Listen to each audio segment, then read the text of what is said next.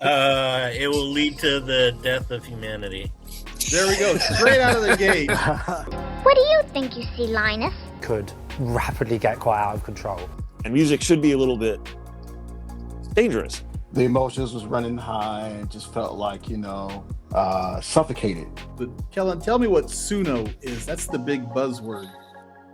On this episode of The Drop, Real Conversations in EDM, a few local DJ and producers join our roundtable as we talk about AI on streaming platforms and AI in music production with a few sidebars. Thanks for joining us. AI is everywhere right now. It's in tech, it's in business, it's in art, and music isn't immune to it. I'm not coming into this with a strong take. I mean, I use AI for basically Chat GPT. I have my assistant. So it's kind of in moderation, and I'm curious at how it lands with people. So let me ask you, Chris. This is just a general. You see it on the bottom, Chris. When you hear AI, music aside, it doesn't have to be with music. What's your initial honest reaction when you just hear someone say AI? What do you got? It will lead to the death of humanity. There we go, straight out of the gate. That's the hot take. That's going to be my first hook. That's going to lead the YouTube video with it. It's Jason, what's your, when you hear AI, what's your first reaction? Can you top that? No, I can't top that. That's pretty spot on. But when I hear AI, I hear a tool. It could be either, used properly or used in a good way, or it can be used to end all of humanity as we know it. It really depends on the wielder of it. That's what I feel. David, when you hear AI right now, music or not music, just in general, I know you got a take on this. Well, it's like a full body kind of revulsion. And it comes with the caveat. Like, I understand that AI is already part of our lives. It is a tool that we even use. I use it. It depends on the application, like you were saying. But as you said, it being the death of humanity. Well, for me, what is humanity but like being able to have creative expression? It's the most human thing we do. It's the last thing. Like, you can't automate art. That's the part that kills me. And so when it comes into the actual path of creation and artistic expression, and that it's robbing all the other artists, these little robots. No, that's our job. We get to steal, not the computers. So I die on the creative hill. When it launches nukes, that'll be, that's its own thing. I'm not worried about that. I just want to have our creative channels stay honest, and so that younger artists also grow up tapped into genuine creativity and not prompting. Very well said. Kellen? Yeah. Sorry, I went over my time. I know I did. No, it reminds me of an old Peanuts cartoon where Lucy asks Linus what he sees in the clouds, and he comes up with this.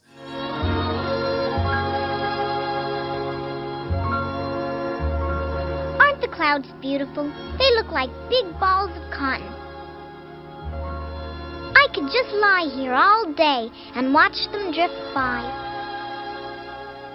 If you use your imagination, you could see lots of things in the cloud formations. What do you think you see, Linus?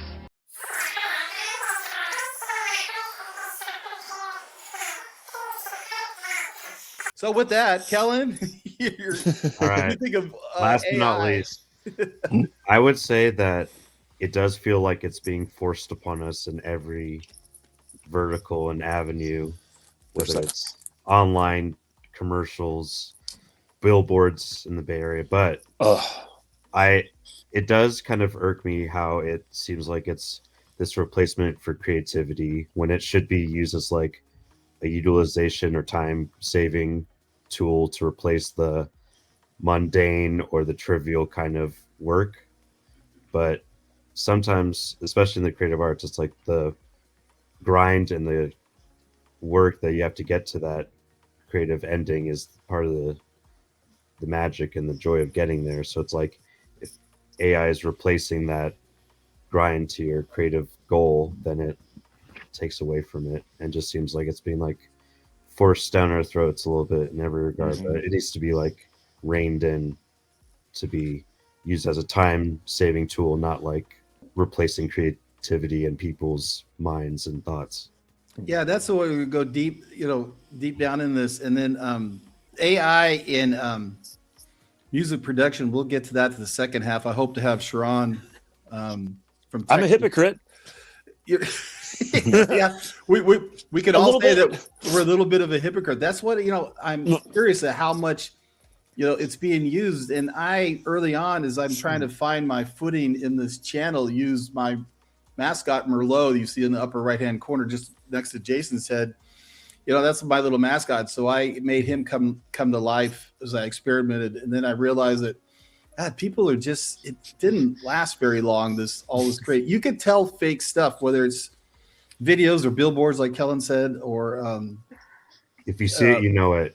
There's just like something instantly you can recognize it. Yeah. No matter how quality it is.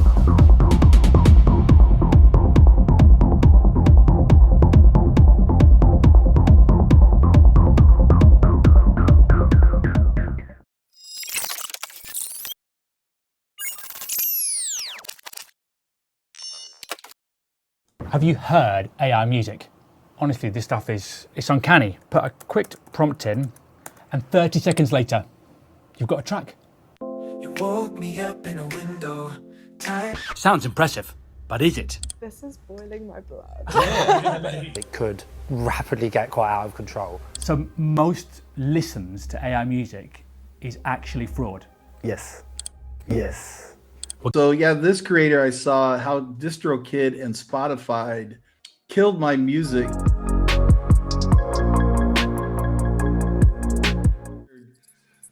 Chris, talk to me about streaming platforms, whether it's uploading your music or the news.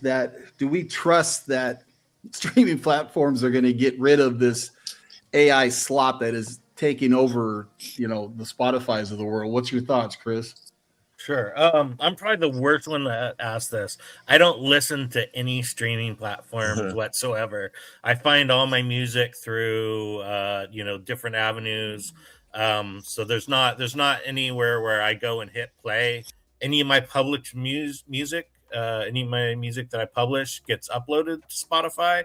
And I follow those numbers once a year, twice a year. I'm not really that concerned with what's going on in the streaming world. Stayed in the underground kind of electronic music scene where I guess that the Spotify and the other streaming services don't really matter that much. So yeah, that's okay. I mean, how do you listen to your music? If you just want to put a playlist on, do you go to like YouTube or outside of your playlist? I mean, back in the day, you used to put vinyl on. That's what we did, right? And then, yeah, I mean, I essentially do that in digital form. I mean, I listen to YouTube music or whatever, but either through SoundCloud or through, YouTube music or through just MP3s that happen to be on my device. And then, I'm also listening to DJ mixes. So like if I want to listen to something that's going to go on beyond one song, I'm putting on someone's mix that I wanted to catch up on and, listening away. Jason, your thoughts on, do you listen to streaming platforms, or like I asked Chris, when you just want to listen to mixes, what's your platform that you listen, like YouTube or Apple Music or whatever? I mainly listen to SoundCloud for DJ mixes. It's just a continuous playlist. It's a good way to, listen to a lot of tracks I haven't heard in a while, or listen to some new ones or some unreleased ones. But if I'm making a playlist, I do use Apple Music, and I kind of curate a playlist of songs that I like to hear.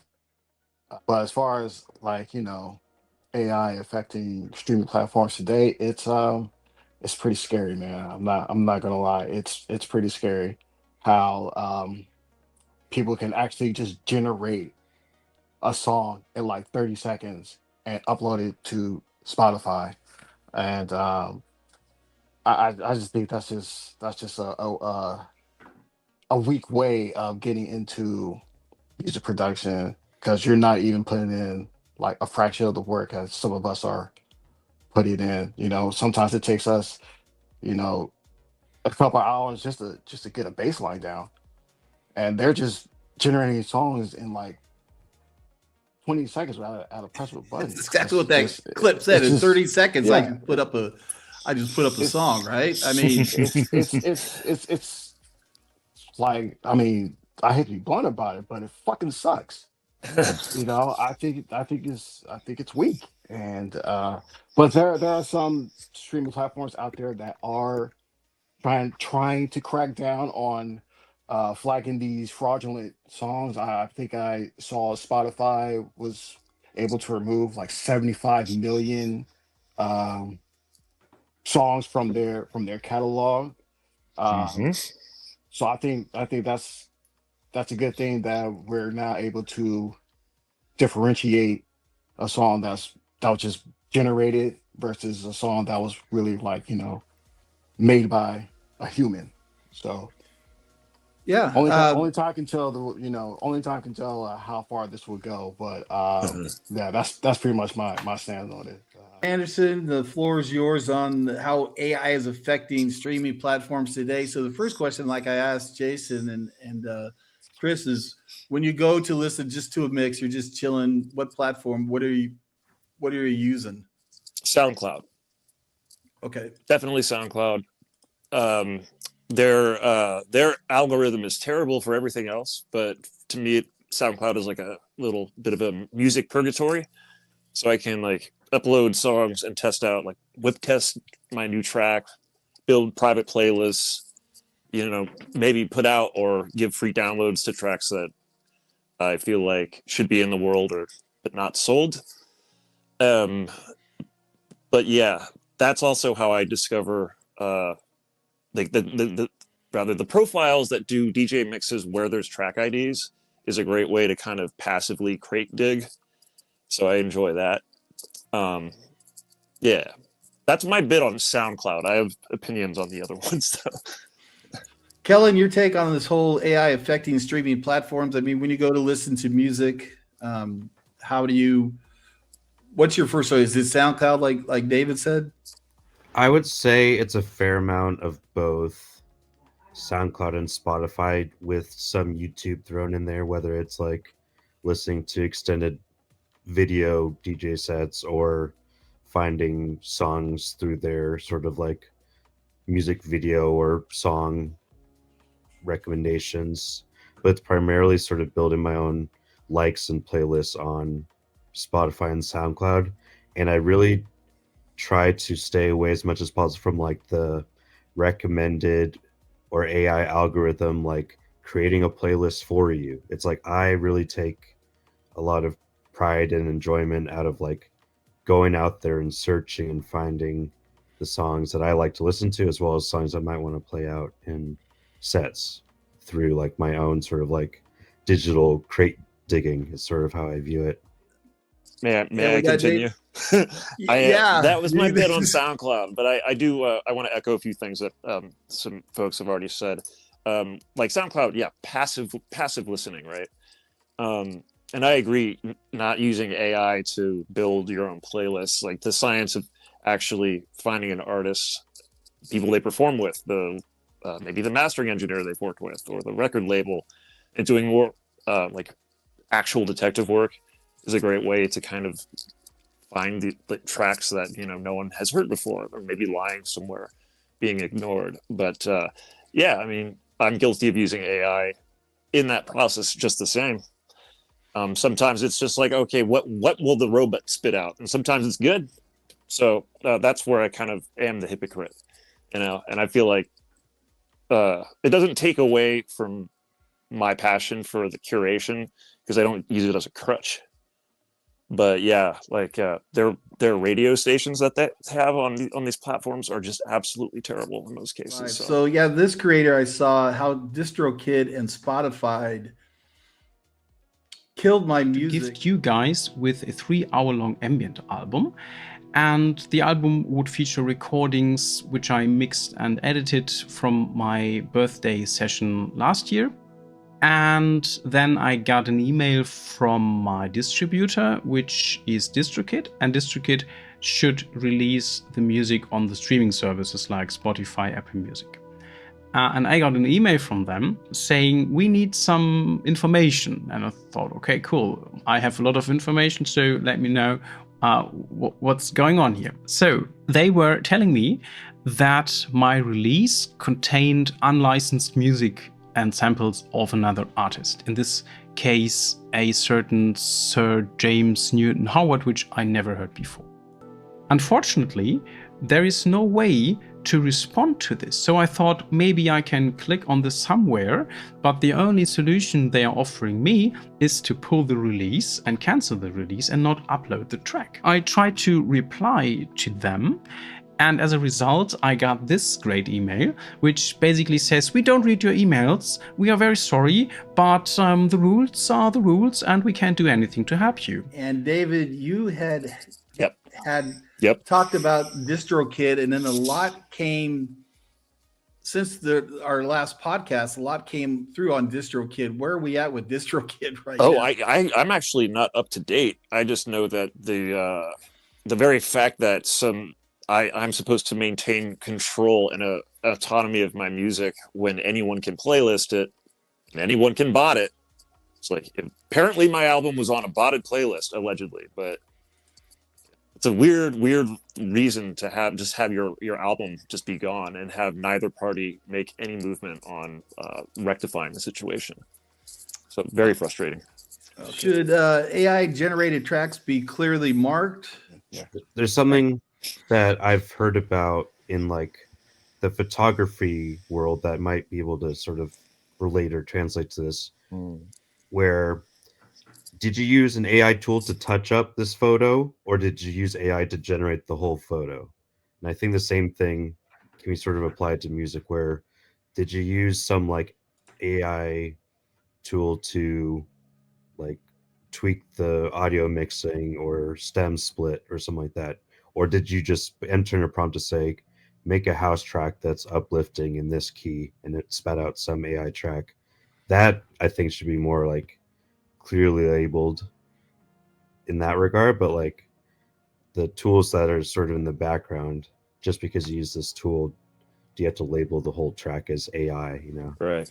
I think it's a question we have to think about and discuss. AI is already in a lot of our music tools, anyways. Yeah.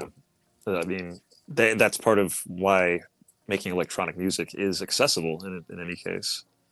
But yeah, it begs the question, like you were saying, on how this all lands on the spectrum of like injury to the art itself and the process itself. Yeah, it's just like when you upload YouTube video, it's going to ask, is there any AI into it? And so I had my dancing Merlot the bear, and that was about it. I said, no, there's no AI in this, but that's what it left. So I guess in when you're uploading your own music too, it's going to ask that. It's going to be marked. Talk about the old school way that these guys are going to understand when you did your own music, how you made it. Again, I'm not a DJ. I have no idea how producing music is, but now you put a lot of stuff out over the years. Talk about that process and if it's still enjoyable to you, Chris.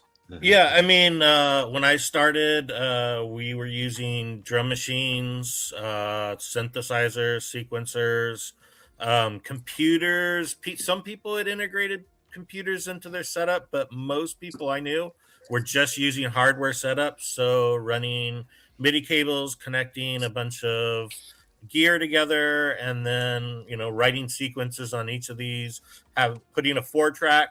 Most of us weren't even on digital recordings when I first started, and then that slowly changed within a year or two into it. You hit walls where you want to add additional tracks, or your sequences you want longer than 32 bars, and the only way to do that is having a master MIDI controller, and having a computer is the kind of best way to write entire songs out. So kind of switching into that. But yeah, we were using a lot of samples.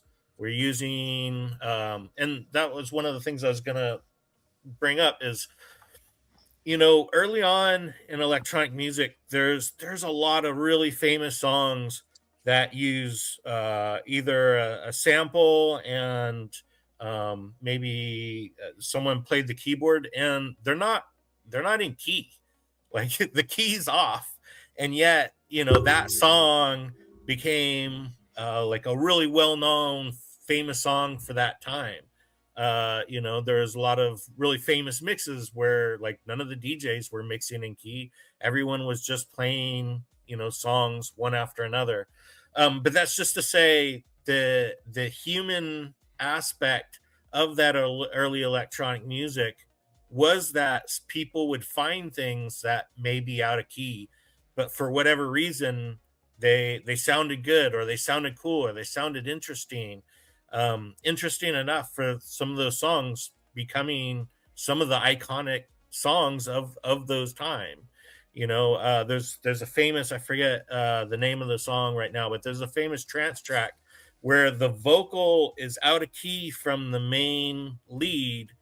And for years I always thought, oh, I should remix that song and get the acapella for the vocal and actually put it in key. And a couple years ago someone finally did it, and I hated it. I hated the way the vocal sounded when it was actually in key with the lead. Like, it sounded better out of key than it did in key. And those kind of, I don't know, those kind of, you're never going to find that in AI music. You're never going to find those kind of, mistakes or happy accidents that lead to something special later on and unique. This is, you're speaking to such an awesome thing where we're really like, the human aspect of creativity is supposed to be dangerous, and you're supposed to be vulnerable, and music should be a little bit dangerous. It should feel like you're actually pushing something out, and that's why jazz is exciting, and that's why a great techno set isn't just going to be someone locked in with a pre-recorded thing and a bunch of lights. It's going to be someone that's really almost going off the rails. There's like a sense of danger and energy to it. And that is also expressed in our production. AI can't even do hands. It's not going to be able to do blisters, like audio blisters, I know you've been producing music and mixes a lot, Jason. So you want to speak to what Chris was just saying on this? Oh, I didn't get the chance to start on like analog and hardware like I wanted to. So when I got into music production, I started with Logic. I think it was Logic 2 or 3 at the time when I first started many moons ago. And just to piggyback on what Chris saying, is like missing out on the happy accidents. Just with AI, that there's like zero chance of finding that. Like he was saying, there's tracks out there that are like out of key, and a lot of the samples and stuff, and it kind of just I don't know, it just made the tracks more memorable. This old process that Chris and David and Jason bring up, you may not even be included with it because you're kind of the new school, but do you understand? I don't understand what any of these guys are saying. That's not why I'm here. I'm just together. So Kellen, I want to ask you if you have any comment on the old way of producing music, back in the hieroglyphics thing that Chris was talking about, right? Well, I can sort of talk about my experience with it. Is that I sort of started, maybe this was like 2012, 2013. So it was like later part of when I was in college.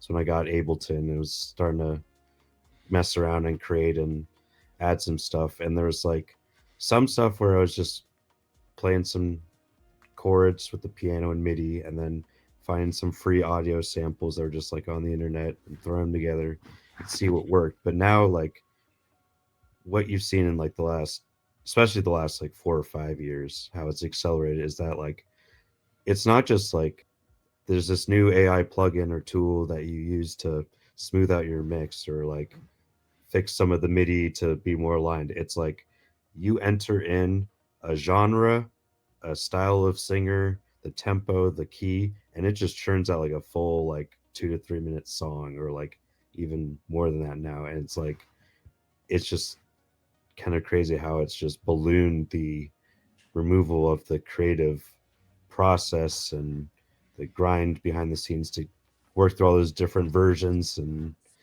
edits and everything. It's just like, nope, just enter in a little few sentences and turn out, here you go. It's so maddening, but fortunately, I don't. When I hear it, if I hear it, I recognize it immediately. Yeah, but it's a shame. It's a shame how it's also, affecting the rest of the entertainment industry. Of course, us as musicians probably have more discerning ears that say, like, "Oh, instantly, exactly. I can recognize as exactly AI involved with that." Versus like most of the everyday listeners, if they heard it on the cafe radio, they wouldn't be able to tell the difference. Yeah, musicians are who make dissonance sound good. Speaking to things being wacky. Like things being out of key can sound good if you do it right. You got to be a human being to do it, though. I have shared this before, this top music attorney. If you look at these topics that she talks about, bottom right, copyright is changing, AI is in real trouble. Platforms are replacing artists with AI, it's all lawyer speak. It's a little dry. DistroKid is being sold to one of the big corporates. It's Universal or Warner Brothers or something like that. The streaming crisis, this is bad. Congress targets AI. I just watched that this morning. But anyways, I'm getting my information a lot from her. In my last podcast, we talked about DistroKid, David, and it's kind of in trouble. It's being swooped up by the bigger, the Universals and the Warner Brothers again. And there's, I gotta get my music off of there. I know that's what I use too to self-release. So I gotta get my stuff out of there. I mean, I'm learning a lot about like these new developments like live right now. So I think when we're done here, I'm going to try to rescue my music before it goes to an even worse empire. Yeah, hopefully this kind of helps in seeing like, okay, where is it at? Can we make a breakthrough for the independent artists? I mean, if Spotify and all of these, wipe out all of these bots, my question is there going to be anything for the independent small artists like yourself? Kellen, you have an idea? What would be your take on that? Do we have hope for you guys still? I hope so, for my own sake and our generations and future generations' sake as well. But I think there's always going to be a role for the human curation or the human creator, whether it's a DJ taking on a journey with their set live, those are their human personal choices of what songs they're putting together in the set. Conveniences of like, maybe you have a few songs from this genre or style, and there's an algorithm that these services have that has AI involved with it, but it can recommend some new music you would have never experienced before. It's also how a lot of music that I don't like, music I've made that I don't believe in and don't think represent my talent, like those tracks take off. It's like damn it, that it's like the one thing I would like, some dumb song that is just not, as a throwaway to me, is like outdoing the stuff that I put a lot of heart into. Yeah, David, do you think like kind of irony? Yeah, we're talking about AI slot, but do you think there's hope in the next 5 years for the independent small artists such as yourself? There's got to be some hope, right? I mean, I'm going to put an asterisk next to that because I need hope in general for it to really be 100% honest. I think our tendency to kind of clap back at new innovations in art and even technology, it's pretty reliable. We see vinyl is now being re-celebrated in a lot of ways. It always seems like we move back to human touch almost instinctively. That's what the arts and crafts movement was about. They were like, no, let's build houses out of wood. So I feel like we'll be all right. It's just how do you beat the signal to noise ratio? With my last podcast too. I don't know if you saw it, but Chris and Jason, my social media was going to a vinyl store back in the 80s, picking up records, and that was our social media, and then putting it on, and then you had a vinyl that you played. You had to skip song too because it was a major skip, or you put the nickel on the and you had your band that was yours. Exactly. So Jason, what was that, David? You had your bands that like these other posers don't really like the same way you do. I was, identity politics with your rock bands. And I'm saying this as someone who was listening to the Red Hot Chili Peppers in 5th grade and was entirely not prepared for when Blood Sugar Sex Magic came out. I mean, it was like, this new band. I was so mad. I was so mad at all these posers. I had records of Journey before Steve Perry was even in the band. You talk about some art rock right there. I'm sorry for losing to Kellen on our old. Sorry, I'm helping derail from the topic. No, but Jason, let me ask you: is there any hope for you independent artists that if you put mixes up or you produce your own music or what have you, that maybe in 5 years' time, this AI slop's going to push over and you'll be okay? I think we'll be okay. For the most part, it's still there's still a lot of independent artists out there that do get their music pushed out, get heard. It may be through like connections or some random AR guy. He says, "Hey, this guy sounds pretty good. Let's check him out." And so I still see a lot of I do have a lot of hope for independent artists that don't want to release on big labels. I think they're going to be just fine. There's going to be a lot of avenues that they can go to. Chris, your thoughts? We still got hope. Yeah, we definitely have hope. Well, not me, because I'm not making music, but for you guys. Go ahead. I mean, I don't know exactly how, independent artists will be making music in the future, but I look at it from the perspective that, I guess I came from the time when, like gatekeeping was like, it was huge to get, to get songs out to the masses. You either had to have a major label, you had to have some way to cut dub plates, and get records actually pressed. Like no one was going to hear your song at a club unless you had it on vinyl when I started. And that was we looked at it as a huge barrier of like, how are we going to do this? But we put our heads together and it's like, okay, well, we're gonna make mixtapes.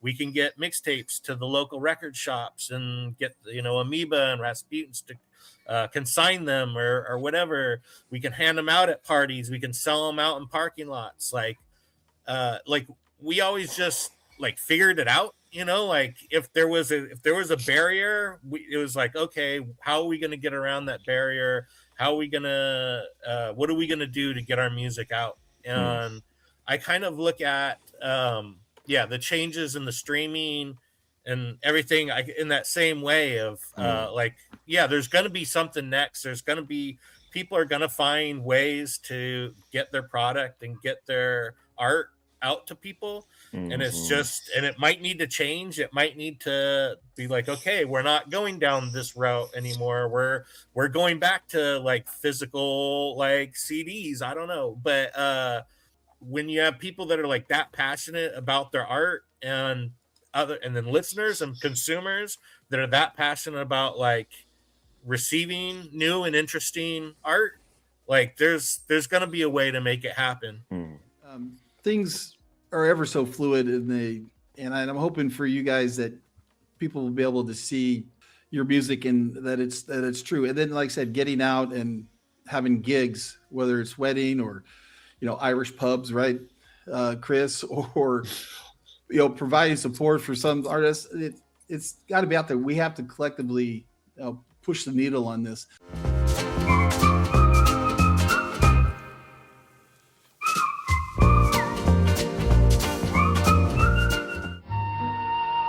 Well, those clouds up there look to me like the map of the British Honduras on the Caribbean. That cloud up there looks a little like the profile of Thomas Eakins, the famous painter and sculptor. And that group of clouds over there gives me the impression of the stoning of Stephen. I can see the Apostle Paul standing there to one side. Uh-huh, that's very good. What do you see in the clouds, Charlie Brown? Well, I was going to say I saw a ducky and a horsey, but I changed my mind.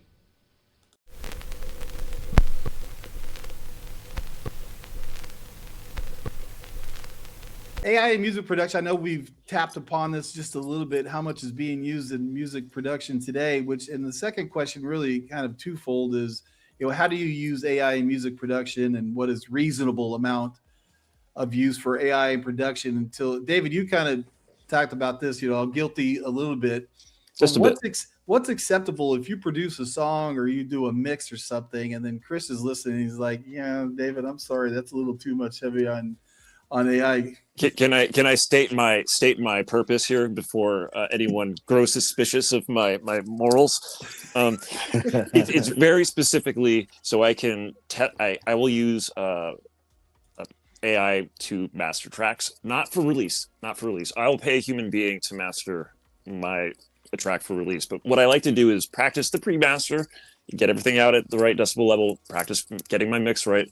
Dump it into SoundCloud. Just let their little mastering bot take a look at it, and that's just kind of to, in some ways, test their AI. But it does make my tracks better for like demo submissions and stuff like that. And that's about it. That is it. Sorry. Kellen, so AI don't lynch me. No, is that raise a hand by everyone, is that acceptable what David's using? I think it's up to like everyone's personal comfort level with how much they want to incorporate. Some people are like hardline, absolutely not use it. Some people say like embrace it as much as possible. Yeah. I would say the two reasons I use it, one is to sort of, there are pretty good sort of like stem splitter AI tools now, where if you really have something where you just want like the instrumental part of this track, or you just want the vocal, or if you just want like these individual instruments, there are some tools out there that do a pretty good job of kind of splitting into separate channels if you don't have the original folder of stems from the artist itself. If you want to do like an official remix, sometimes you have to do some stuff to grab individual stems or instruments. And then as David was saying, I kind of use some of those AI mastering tools just to kind of get like a reference point of like where I'm at with this particular track or demo in that version, kind of see like when I sort of run it through that like quick AI mix and mastering tool. There's one like BandLab I've used before, and the SoundCloud Dolby one. Just, I don't use them as my like final result before releasing. It's just kind of like throughout various stages you use as like a reference point to see like how will it sound when it's kind of like boosted a little bit or cleaned up in these sections. And some of those AI analysis mastering tools are somewhat helpful just to kind of get an ear for it. I have another confession. Okay. I just completely forgot. I completely forgot about how sometimes remixing a track just from its original mix kind of sucks. So you get a stem splitter, it'll have a lot of noise bleed, it won't be perfect, but that is just robbing, cheating, and stealing, and using AI. And what can I say? It makes remixing a little bit easier. From a real remedial spot from mine, if you don't have the stems, that's what I'm saying. From again, remedial from me not knowing anything. 1 being you don't use AI at all, and 10 being it's a full-on AI production. Give it to me in layman terms, David. Like from a 1 to 10, where are you on AI production? Like a 5? So help a newbie out. So here's what I'm driving at. Like if I was doing a proper remix for an artist on a certain label, they would provide me a high quality individual audio stems of all the different elements of the track, and then I can take that, rearrange it, remix it, and it's going to sound balanced and perfect. Sometimes you don't have access to those audio stems, And that tool of being able to have a robot stem it out for you solves that problem ish. It's not ideal. I don't know. Remixing to me is kind of like camping. I kind of don't like do anything with it. It's just kind of for fun. So I guess I don't really take that transgression as seriously as some others might. So again, from a 1 from a 10 for me, it's like the use of AI is like about a 3 or 4 for you, David. I'm going to say 2. And I feel like that's high because I have thousands and thousands of tracks that I've made by, over years of just sitting here and not using AI. Yeah, and Kellen, on this elementary scale from 1 to 10, what are you saying? Are you like fall like on a 2 or 3 or something like that? Yeah, I would say probably like a 2 or 3. Like generally, I'm mostly against it, but I have like a few tools and uses I use. Okay. Certain things out of it, but you would recognize, Kellen, if someone's like on the 9-10 meter, you're gonna identify that right away, right? You would say? For the most part, it's pretty discernible. I would say it's getting like harder and harder to recognize it, though. The advancements they made in the last year or two, it's like getting pretty damn close. But they're just like, there's just no soul to it sometimes. Where it's like, yes, it might be in key and have nice instruments and arrangement, but there's just like something subtly wrong with it, It's the ineffable weird small bit of inhuman difference that we pick up on, which is like good for our own survival. Yeah, like a lot of these AI songs that are even popular just sound, they're obviously AI, and that's what drives me crazy. I'm like why are you consuming something that is so clearly just a fabrication, Yeah, Jason, I imagine on a AI production for you from a 0 to 10, you're probably on a 0. I don't think you use anything, but is there any inkling of AI that you utilize today? I would say I'm a 1. For the simple fact that there are some useful AI tools out there. David was commenting about the master tool in SoundCloud, and I think that's good because it's like you kind of want to give that track a test run, not really fully commit to doing a whole master. You just do it for a test run, and then if you want to go back and make some tweaks to the track, you can go ahead and do that, and then go get it, clean it up, and then go get it mastered. I think that's okay. Where I draw the line is just purely from a creative standpoint. I don't think it should be implemented as far as writing melodies, doing any type of bass lines or anything like that. Just anything that you can cut out the improvisation of making music. I just don't think it has a place there. But as far as like post-production stuff, I can see that. So I'm not like totally against AI, but like I think it's more useful in post-production. I appreciate the input, Chris. Your yeah AI and music production. I mean, on a scale of 1 to 10, where you might be at today? Probably a 1 or a 2. I mean, it really depends on the song. I'll be honest. Like if there's a tool that's available that I want or I need, like I'm going to use it. Recently, I had a song that had that I worked on with a music partner that had a vocal, and I was really unhappy with the vocal. It had been kind of chopped up and stretched. It wasn't being used for its original purpose.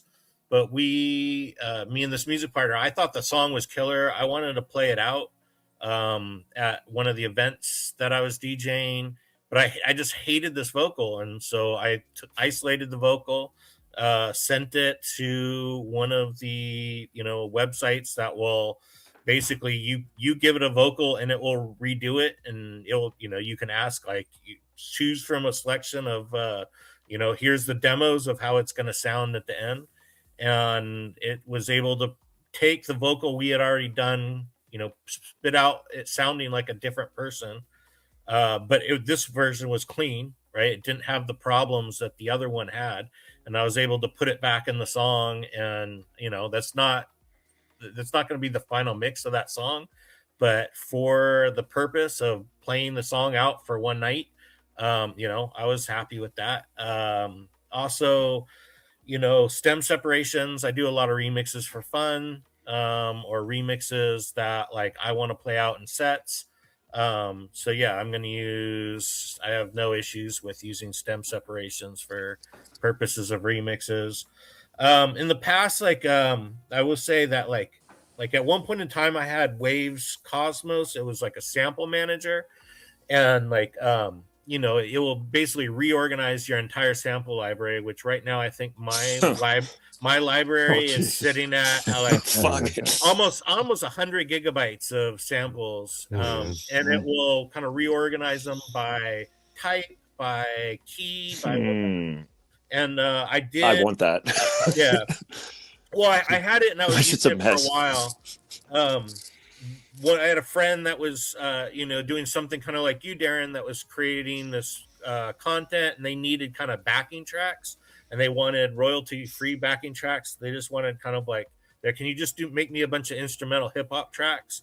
And I knew he wanted kind of generic stuff, so I basically just went in there and was like, okay, I need a hip hop drum loop. I need a bass line in C minor.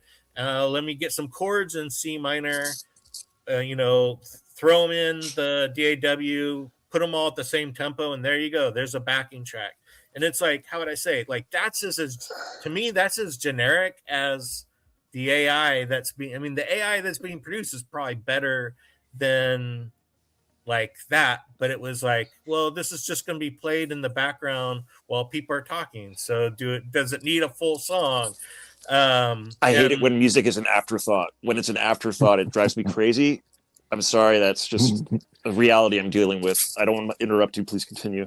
Yeah. So so that's saying, like, I've kind of used quite a bit of the spectrum, and if that's what I'm leaning to. But generally, most of my tracks have zero. Most of my tracks have zero AI. I master all of them. I'm not using any kind of services. And I'll also say this, like going back to that Waves Cosmos, I since have stopped using it because I found myself like using it as a crutch, like too much. Like I would get to the point of a song that'd be almost finished, and I'd be like, oh, this just needs this element. Let me just type this element into this kind of manager, and it's going to spit things back out at me. And then it's like, okay, I'll use this, rather than being like, okay, I need this, so why don't I create that? That's the artistry. That's the stuff that we will maintain. That's like you were saying, using a tool, you'll use it, right? Like at the end of the day, it really does come down to just someone fabricating an entire thing.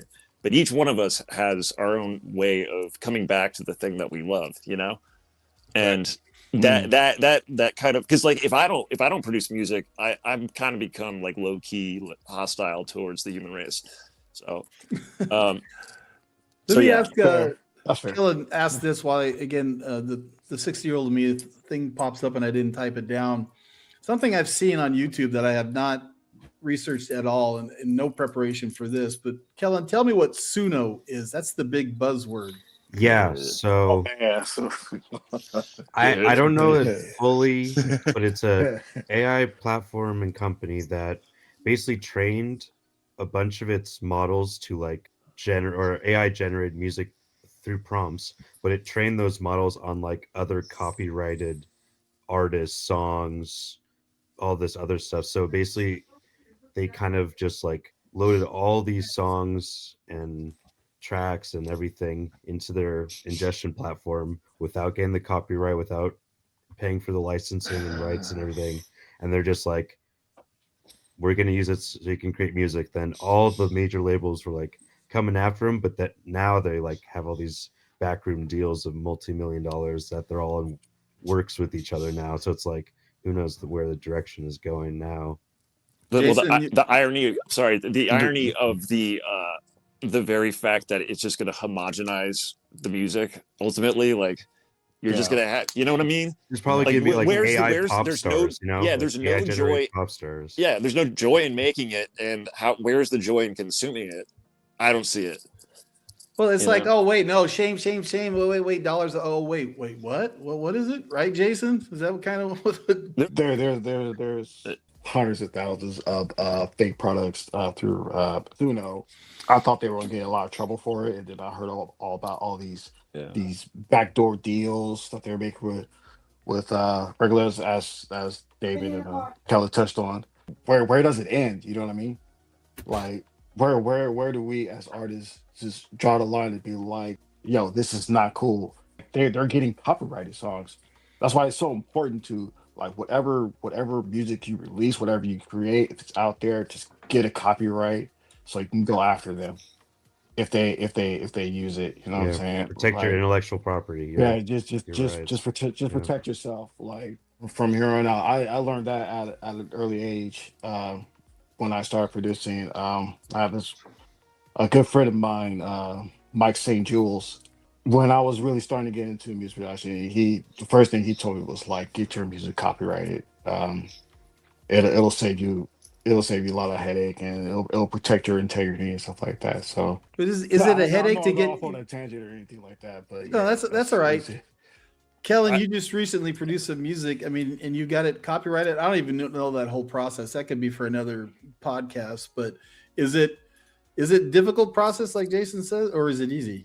It's a little bit easier when it's like doing it self-release to get like registering with like one of those like BMI ASCAP and get the ISRC and stuff like that. But it gets trickier if you're like trying to submit to labels and you have to like make sure all the correct rights for the songwriting, the publishing, the licensing. It gets much more complicated when it has to be like released through a major label. So that's why tracks can be stuck in limbo or purgatory for months or years waiting to get sample clearance or like the right kind of royalty splits. You know, it's like the song is done, but it's just like trying to get through all this stuff with the And that's like the difference between stealing a sample from someone, like stealing a sample from an artist, right, and using it in your music is a hell of a lot different than stealing from everything and then having some arbitrary output that is, you know, the purpose, right?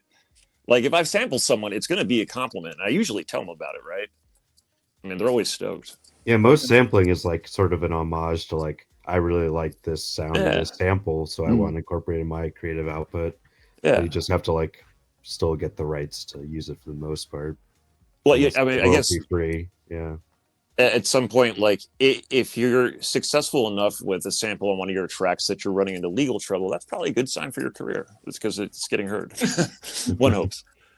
Well, real quick, while I'm thinking about it, and I'm going to show this here in our last segment.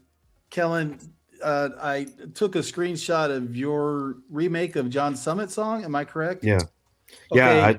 Yeah. Did you have to? You said reaching out. Did you have to get Summit's okay? So that situation, like the artist himself and his label put out the stem Dropbox folder and said like, go remix this. Okay. So like that's why there was just like this massive I love it when they do that. Like a lot of the times a remix is either like the original artist reaches out to an artist they like that wants them to remix it specifically to get released officially.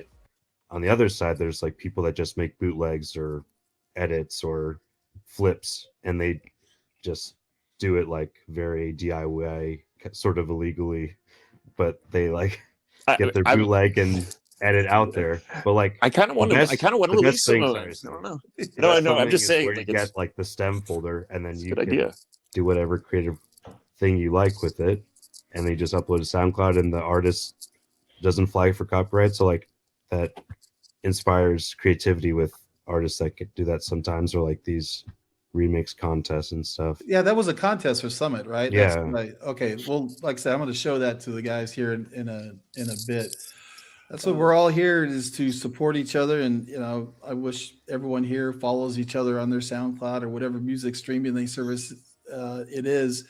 I want to, and I appreciate all this time. And it's, again, a lot of it's going over my head, but that's the point of it. That's why I'm here, just to I learned a lot. to learn it from you. You know, I know got about 13 minutes. I know before Chris got to go. So at this point, what I want to do is just go ask each one of you what you have coming up.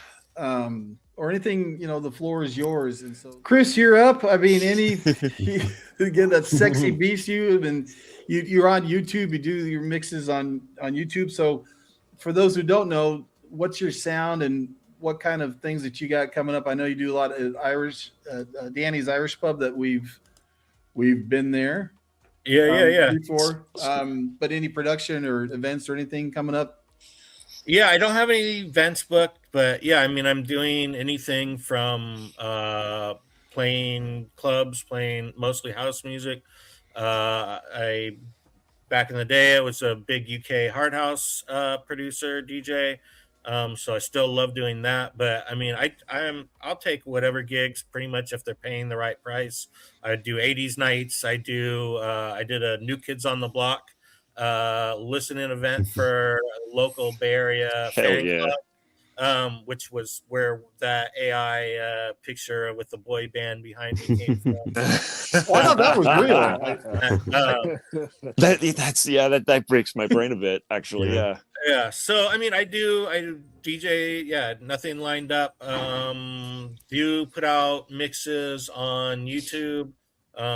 Under events, still stream every once in a great while on Twitch, but I don't have any upcoming releases lined up in the works. All my music can be found on Spotify. It can be found on YouTube Music, all the streaming platforms. There is another Events that's a German synthwave artist that's been around. We've been around for closely the same. I think he came out around like 2000. I've actually reached out and talked to them. Basically, we agreed to not send cease and desist to each other. Oh, I love that. But yeah, so if you're listening to some synthwave, that was not me. All right, man, I got a story. Let's move on to appreciate that, Chris, and let me get. Yeah, I got to run. Thanks, everybody. Thanks, Chris. Good talking, man. Good to see you, man. I'll be in touch. Thanks for your time, Chris. We're going to go to Kellen. Let me see if I get this. We'll talk a little bit about this. I can't really hear the volume too much. Yeah, it's all good. Yeah. New single? I got, first single of this year was put out. I've just been kind of working some stuff in the background. Nice. Like I have some more tracks I've been working on to really tweak to like pitch as demos to labels to get signed, so that's kind of like still in the works and a goal of mine. Motion. But yeah, there's awesome, some man. stuff that's in the works, and yeah, I'm part of a few collectives in SF. There's like closed sessions I'm admin of. There's Gina Family SF. There's Polaris that I'm sort of involved with as well. Just like all these other collectives that work together in the vibrant Bay Area music scene are going well, and there's a lot of events coming up in the next few months that I'm looking forward to. Yeah, let me add this too. I want to know, this was part, I didn't get it until you talked about it, about this summit. Oh yeah, you don't have to play the whole video, but well, no, I'm just trying to make something more engaging with my social content. But like, this was really unique. Let's play it through. I don't guess the volume. I didn't merge the audio, but what I wanted to get to was this. You know, is that okay? Let me back this up. Okay, is that you in your office, or is that just a backdrop? No, I was making the joke because, like, in the music video for him, he's like joking that he's an accountant, and that, okay, he's quitting his accountant job to become a world famous DJ producer. And then I was like, yeah, I'll pretend like I'm sharing a Zoom call, but it's actually the remix. You know, just like sometimes you gotta be kind of clever with your content ideas just to see what sticks. So I'm trying that out, you know. Yeah, so if you guys don't already, make sure to follow Kellen on Instagram and watch that. That's my name on all like the YouTube sites. I think I follow you. I'll make sure. Yeah. Yeah, that's a fun watch that John Summit. I didn't know. It just dawned upon me that it was a a contest, and you explain how he put it out there. You weren't, he's asking for people to. Yeah, I think like even the contest itself was like kind of secondary. Just like all these people got the opportunity to remix famous artists' songs, like, and that's kind of the joy of collaboration and remixing and sampling and stuff. So that's kind of like the stuff that should be supported, not just like type in something and get a song for free. Awesome. That really resonates with me. Agreed. Yeah. Like my what I want to do with the rest of my time on this earth is help collaborate with anyone that asks and try to be involved with as many artists and support and kind of help realize other people's talents, because I kind of know where mine fall now, and I know where my limitations are, and I'm trying new things, like developing my own events. I've got that monthly first Techno Tuesday where we do like techno showcases at Makeout Room. It's kind of like my first foray into making my own evening of music and not doing it at the behest of like a promoter. That'd be. But cool, man. And it's to feature local artists and producer DJs. And I'm also trying to use that as a practice run to do the very same thing at this bar I allegedly work at that has top 40 every week. I do. This bar also has another venue space that is not being used. So I'm intending to change that. But this is a throwback, David, right here. Oh my God, where'd you find this? On Instagram, maybe. Oh yeah. It's Sama. What's going on there? What was going on there? So that's Sama Abdul Allah. Abu I thought I knew how to say her name. So she's a Palestinian DJ and producer, and that's her boiler room set in Palestine. And let me tell you, it's just the most mouth-watering like dance party I've ever seen. And it's like what that country needed then times 100 and needs now more than ever. So were you playing at the background? Were you playing at the background from a cava bar? I was bartending, and so I would sync up the projection and then play it with the audio to kind of. Oh, that's nice. Yeah, and so I would get to introduce a lot of our guests to a bunch of artists that they wouldn't have normally been exposed to. So then everyone can appreciate this, right? This is your cat Manchester helping you mix. Is that right? yeah, he was trying to. Like I couldn't change. I couldn't select a track. He kept on changing my choice. I saw that. They do that on the decks. They like jump on the piano sometimes when I'm trying to. It's always hilarious when it happens. Yeah. Then he ran into a few New England Patriots. Anyways, so that's kind of cool. Life's weird, man. Yeah, I mean, the Super Bowl of the Bay Area. I mean, it had to have been. Oh wait. Oh, dude, yeah. The NFL was there and here and everywhere. Jason, take me back to 1-to-1 on with our boy Justin, and I'm trying to get Justin on, but he's like on pause as he does everything for everybody, and love to have him on. But I was just reminiscing as I was pulling some stuff up. I wanted to ask about this, Jason. Oscuro Verde. So, can you explain to the fans here what's our alias? You guys all have aliases, I think, but what do we got going on here with Oscuro Verde? What's the music transformation from Jason Rain? So, Oscuro Verde, the origin of it, it actually came from a dark place. Just had a string of bad luck. The emotions was running high and just felt like, suffocated. So for some odd reason, the only thing that I could do to regulate my emotions was to stand in front of my decks and just play something. And what ended up happening was it felt like a very intimate feeling where I was just letting all the emotions that I was feeling at that time. It was just coming out in one way, shape, or form. And it really took me to another place that that I wanted to um, that I wanted to get out there. So what ended up happening was, I just hit record one day, and I made a mix, and that mix is still on my SoundCloud today. It's just literally just called Jason Rain Presents Oscudo Verde, and it was well received to my to my liking.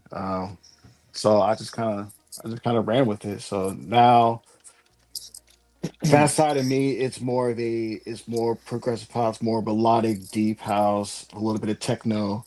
It's just really a safe place, a safe space that I created for myself to feel how I want to feel and just really just bring out that intimacy in that form. Are we past Oscuro Verde days? I mean, are you feeling better? Is this something you would, if you bring it back to life, are we going to have to be a little concerned for your well-being? I mean, that you're gonna be in a good spot. I mean, you okay? So that was the whole premise of Oscudo Verde. It is not something that I bring out when I'm like in a bad place or anything like that. It is a full-on project that I want to grow. You don't have to worry about me being in a bad place or anything Wait, like that. can I This just is the more. can I just say This is how much of a yeah. compliment that is that your music emotionally affected him that much that he actually is concerned? You know, like that's when you hear when the pain that you put down on tape it like really hits someone right in the chest. Yeah, That's a you great. done good. I think that speaks volumes, and I really do appreciate that. And yeah, it's nothing to worry about. This is a full on project that you will be seeing more of in the future. Cool. I admire the vulnerability. I Yeah. struggle with aspects of that in my production. So Yeah, I appreciate it. And what's this we got going on, Jason? This is there's a lot of big fonts right there. What was that? Oh 90s? yeah, that was so a buddy of mine reached out to me for this one. This took place back in November. Huh? November. Yeah, it was at a spot that doesn't hardly get used. I forget what is it, the Foundry? Yeah, it was the oh yeah. Foundry. Yeah, it's a great venue. I'm surprised that there's not more events there. Maybe there is, but I just don't remember. And then but yeah, that was a fun time. I played a lot of classics there, like a lot of trance classics there. Oh man. Yeah, it was pretty cool. Nice. All right. Well, I want to appreciate Kellen Koala Music and David Anderson Kirk, Daxi Music, and Jason Rain, and previously Chris Dewey of eFence coming on. Appreciate your time on this rainy Monday afternoon talking about these topics. And it's such a pleasure. Thank you. You're very welcome. Thank you. Thanks for having us on and enjoy our conversation and discussion. And awesome. keep creating. Let's go. Yeah. All right. Rave on.